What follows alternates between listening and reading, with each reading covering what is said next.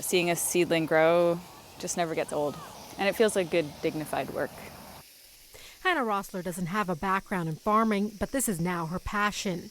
I apprenticed for several years, and I've worked on various farms in different parts of the world. But like many young farmers, there are big barriers to make this a viable career. It's definitely very daunting and very challenging to access land in this region.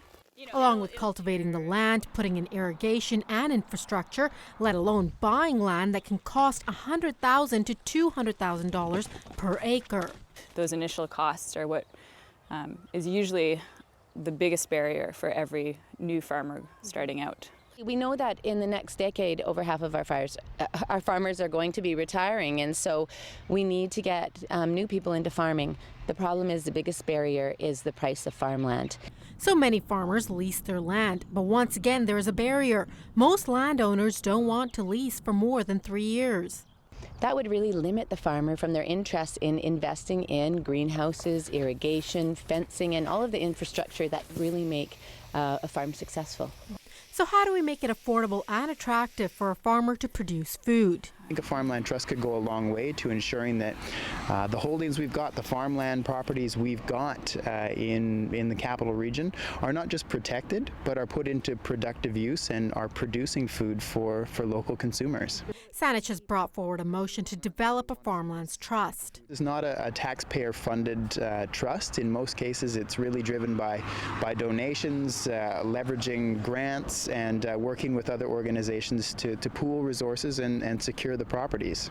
Instead of short-term 3-year leases, the land in the trust would be given with long-term leases so the farmer can invest and see a return on that investment. The day is coming when it's going to become increasingly expensive to import foods into the province, and may not even be something we can achieve with emissions and energy consumption. We need to be very aware of the restrictions on importing foods that may be awaiting us. Although this is just a Saanich initiative right now, both Geggie and Murdoch say they would like to see a CRD-wide or provincial-wide solution complementary to the agricultural land reserve. But it doesn't have the effect of making those properties available for farming purposes. They simply have to reside outside the urban containment boundary and be protected by the ALR. That doesn't necessarily mean they're being farmed. Before the land reserve was created, we were losing up to 6,000 hectares a year, and currently we are losing less, but there's continued development pressure. But for other farmers like Colleen Popick, until a farmlands trust comes to fruition, they have to find creative ways to get land. So I am in a unique position where I've met somebody who is allowing me to build my business, build my knowledge, and build my career by allowing me to grow on her land.